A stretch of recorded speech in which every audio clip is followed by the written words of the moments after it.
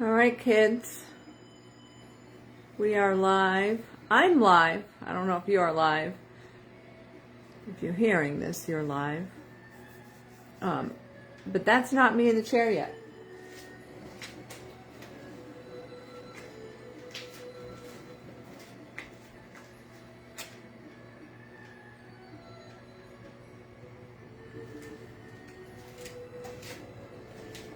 So, I'm here to introduce this collection in your mind's eye. And my phone is ringing. How can that be?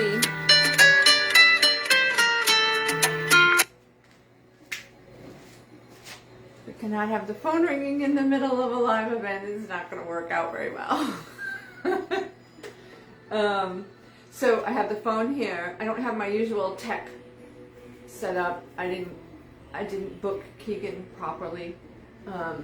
But so I've got my phone, and then I've got the computer here, and so I thought I would try to see the video. Oh, look!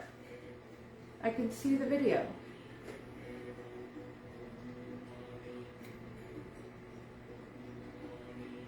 I'm a little behind myself.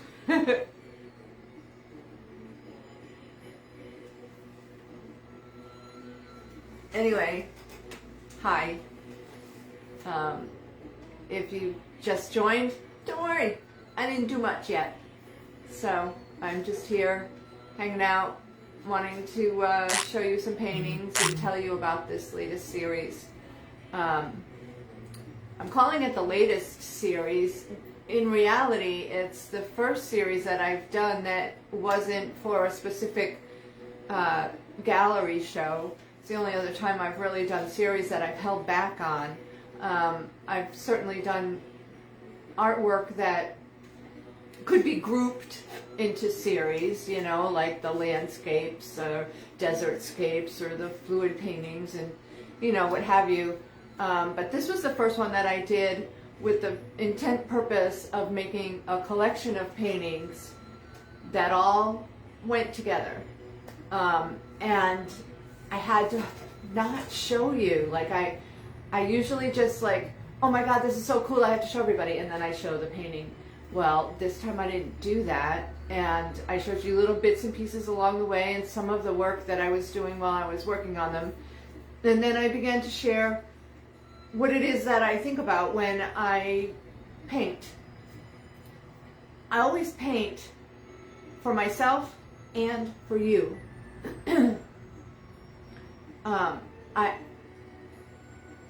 I don't know, I'm just going to sit here and try and judge myself, but we're going to skip that part because I'm not going to judge myself. I think about how you as the viewer comes in and checks out my paintings. When I was painting landscapes, it was different. Like when if I paint and I still paint landscapes. I'm not saying I'm not ever going to paint landscapes again, but painting a landscape is taking what's out there that's beautiful that I see as I'm on the planet and putting it onto the canvas and sharing that beauty with you.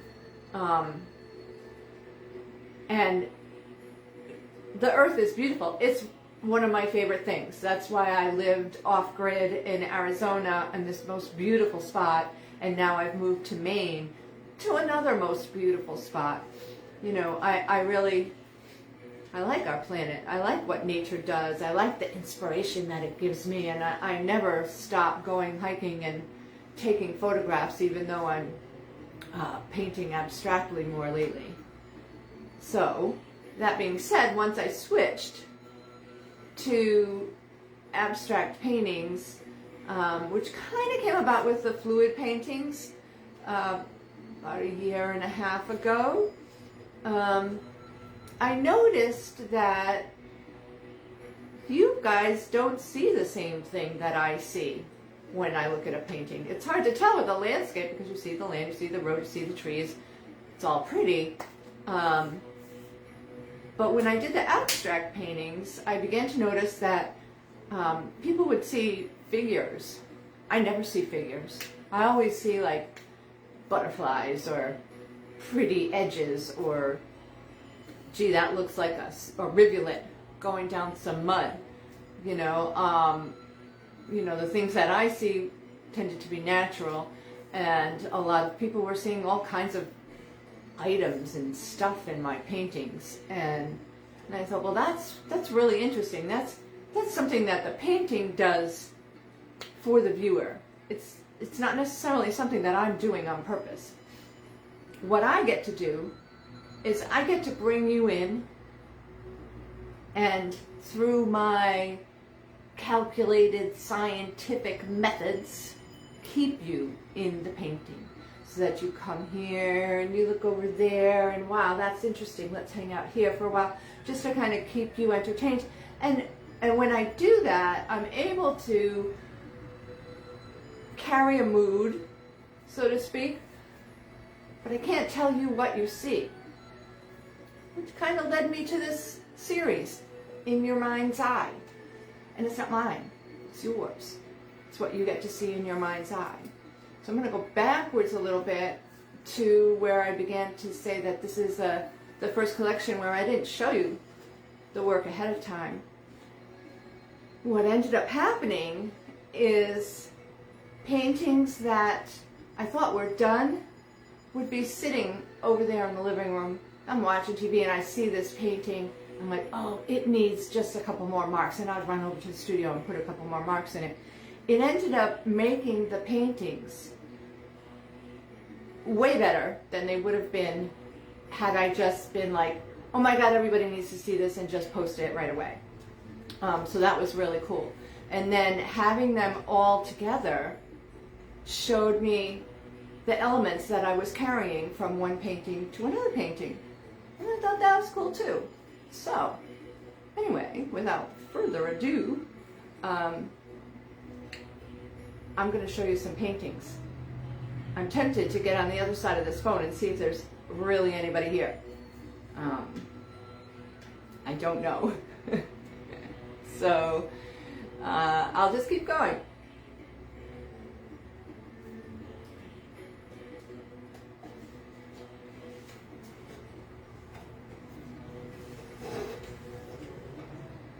So this one is the first painting in the series. It reminds me quite a bit of like a dream catcher. And I was talking to my brother who saw the second painting, and he said that that one reminded him of a dream catcher. See, we don't always see the same things. I've got some elements in the paintings that are in each one.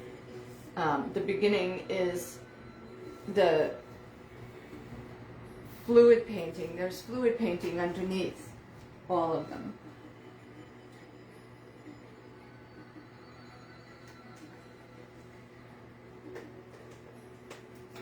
So this one just had a swipe. I used the colors. I pulled the swipe up and swiped down, and it created this beautiful pattern. And from there, see that right there? This is a really cool area. Let me show you that. That right there. I like that area. Anyway, I used on top of that, looked for a way to incorporate mandala elements. Mandala elements. Mandalic. I don't think there's such a thing as mandalic, but these are mandala elements. So, you know, it's not traditional by any means, but it's a method of focus. It's a method of keeping you into the painting, traveling around to the eye.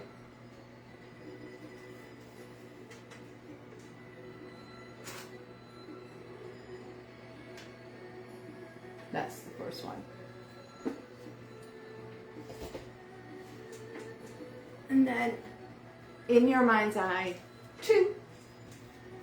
I didn't get very creative. They're all numbered. That's it. They're numbered. I did a little bit of a phrase explaining what the difference is maybe in each one. If you go to my website, Pajaritaflora.com /collections, and then check out the In Your Mind's Eye collection. I think I posted links. I post links everywhere, so you can go to my link tree too. But here's the second one. I like this one. This one, I like them all. I worked them until I liked them all. This one, the fluid underneath is more like a burst. And then this form right here, I took the paint. I mean, I don't know if you're interested. I don't know if you're interested in how it happened, but here's how it happened. I wanted something of more interest to be in the focal area. And so before the paint was dry, I took a palette knife and I swished it and I broke it. And I swished it and I broke it. And it moved the paint this way and that way. And it made these beautiful edges.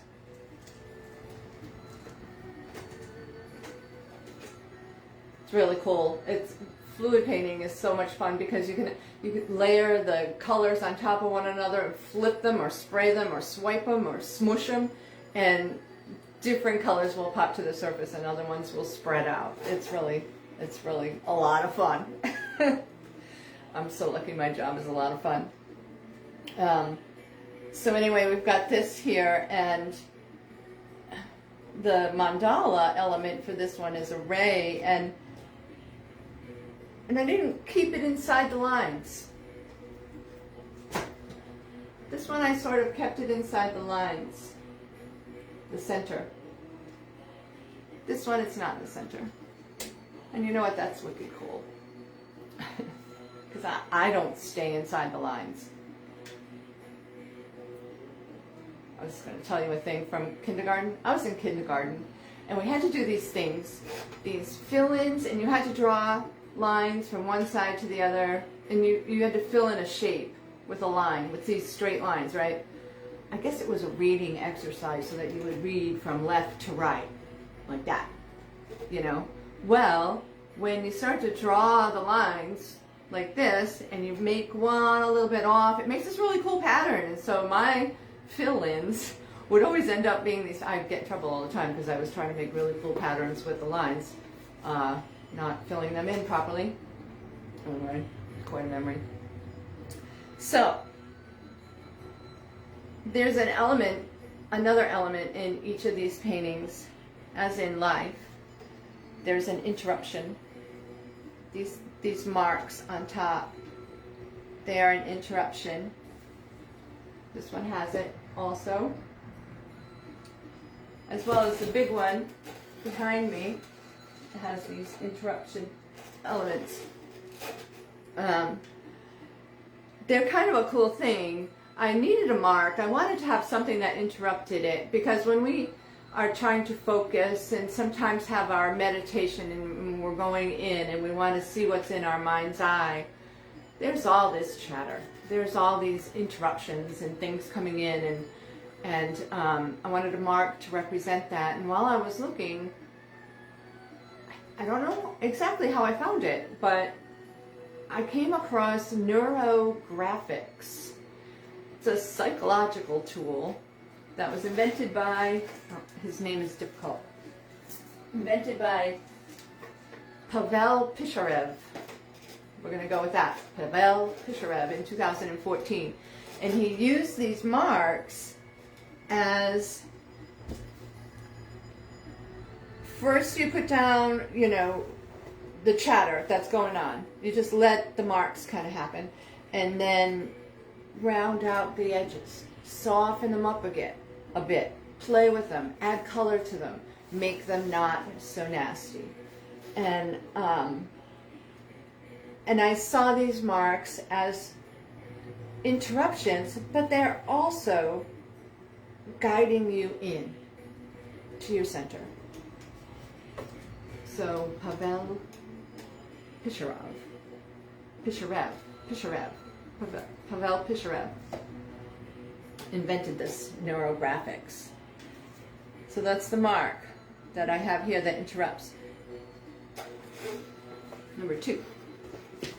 Number 3. This one's interesting. It kind of, you know, it's sometimes we feel like we're stuck, right? And being able to flow is like chopping through concrete. This one kind of reminds me of concrete. And then, behind is the beautiful flowing cosmos that we try to reach to get inside of. And then, of course, all the interruptions. This one's different. It even feels heavy, which might be because there's 3 other paintings underneath this one before I get to this painting. Sometimes, you paint and you don't like them, so paint over them. It's always better to know that you don't like it and then just scrape it off first, but that doesn't always happen. Anyway, this one is number 3.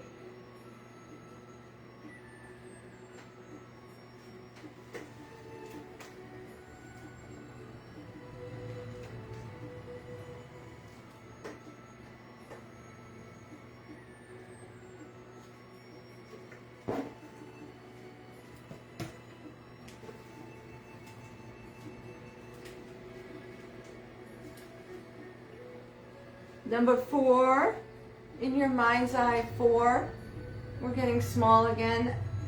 I painted the sides. See? So it's all art. Not all of our minds are clear or have concrete obstructions. Some of them are pretty messy. Some of them have lots going on with just a little bit of a lace of a mandala to bring you into this, what I thought was like a joyful little landscape area. All those little colorful bubbles and stuff. I really liked it.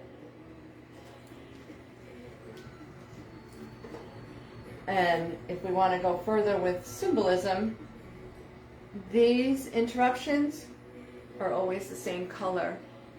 Gee, maybe our interruptions might be things that we always have, and it just takes us a little while to get into our mind's eye. Or maybe those things that are always the same color are just working themselves in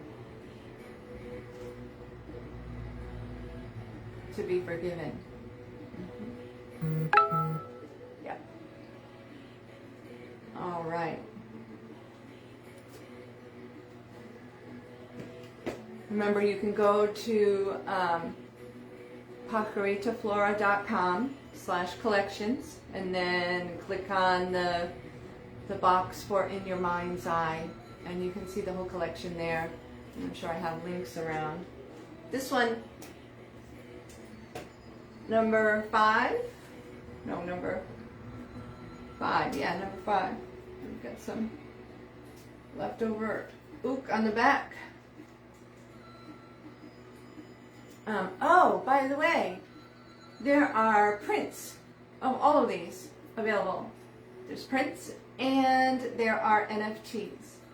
So NFTs are non-fungible tokens. An NFT is going to live beyond you, beyond a fire that might burn a painting. It lives in code on the blockchain. I think one day our lives are just going to all be on the blockchain, rather than having paper and individual files and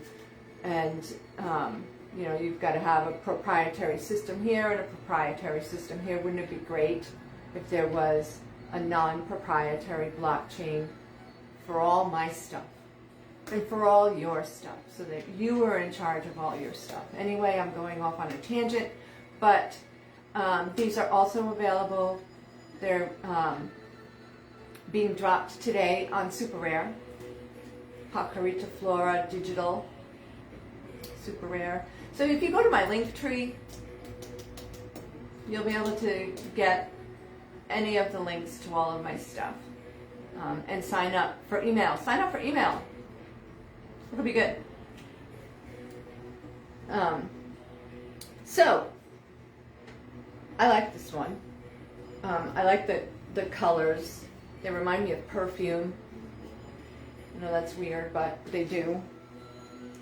and spring, right? Do they remind you of spring?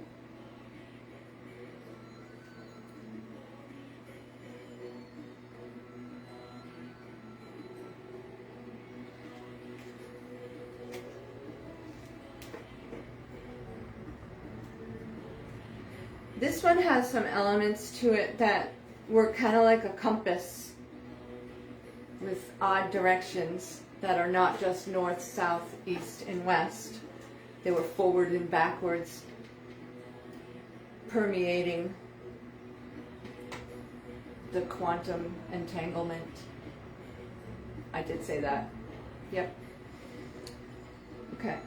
And, oh, and the other thing that a lot of the paintings have is they shine. Some of the elements are metallic. They're just jewels.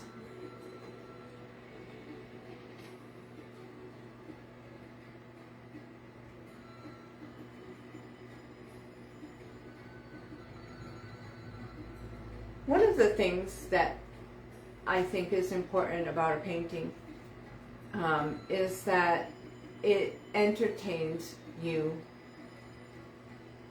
all the time. Paintings that we really like are ones that we can look at and just say, oh, so it's just so nice. I'm just going to sit here and look, and then your mind, the chatter, just goes away, and you're in the painting. Another reason to have a painting that's called In Your Mind's Eye.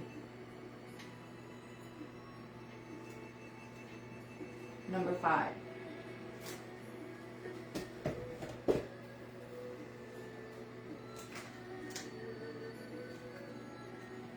Number 6. This one's special. They're all special, I keep saying that. But, so, this one reminded me of Earth.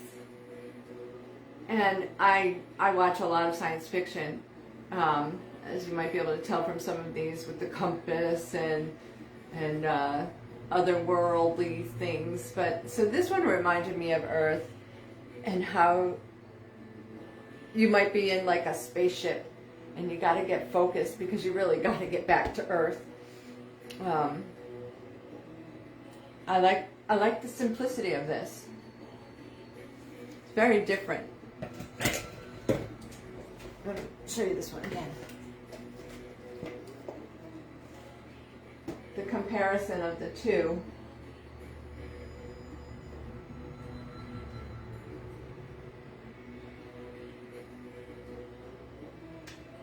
They go together, but they're definitely different.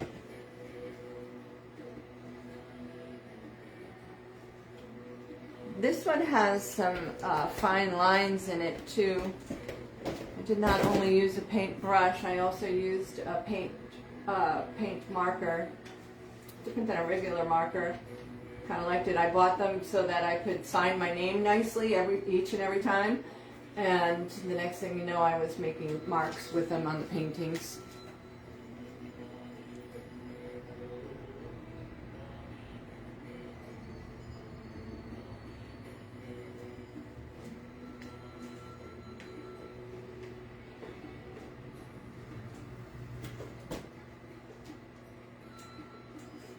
I just saw my face in the other screen. I have to remember to smile. Here's number 7. Very playful. Once again, it's got a compass element. Oh, it's wicked psychedelic. Which is the other element in these, is the psychedelics. Psychedelics are good. You know, they can bring you to your mind's eye. Sure can. And I have a soft spot for psychedelic art. Sometimes I worry because when I make psychedelic art, it ends up with these colors here, this pink. It's often what I end up with. And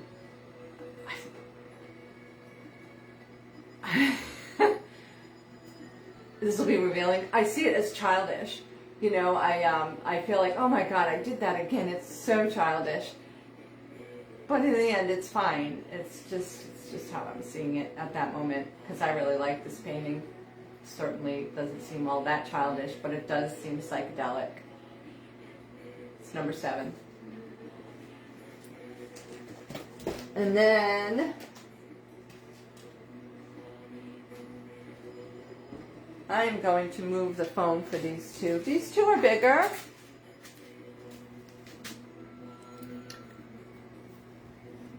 Oh, look, there's all kinds of people talking. Oh, I'm so happy. Thank you. That is number 8.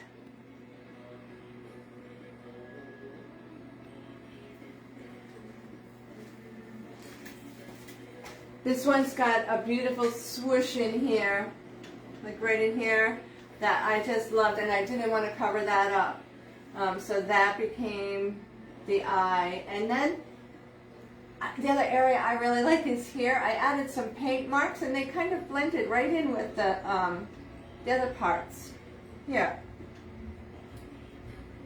And it's got shiny elements. This is gold. These are gold marks here.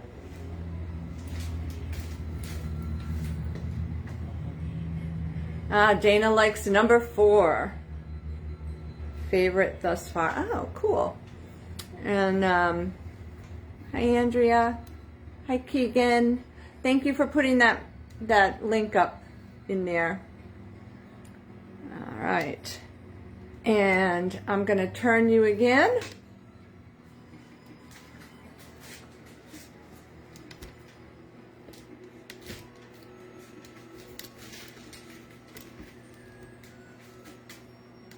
Thank you, Andrea. This one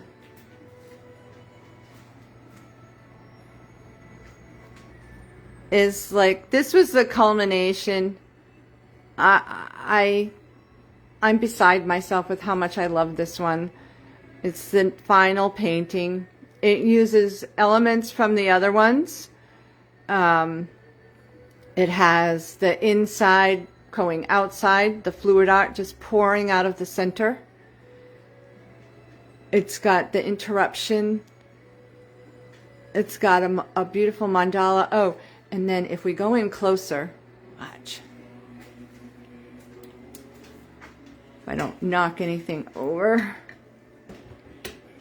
Look at that, right there. This area, isn't that cool? I loved how that came out. So underneath it is the fluid painting over the whole surface, just like the first one. And then I painted on top. And I did glazes of yellow and green on top of it. And then I even added some additional sparks of yellow. And that one is, this one's 30 inches by 40 inches. And it's my favorite. Oops.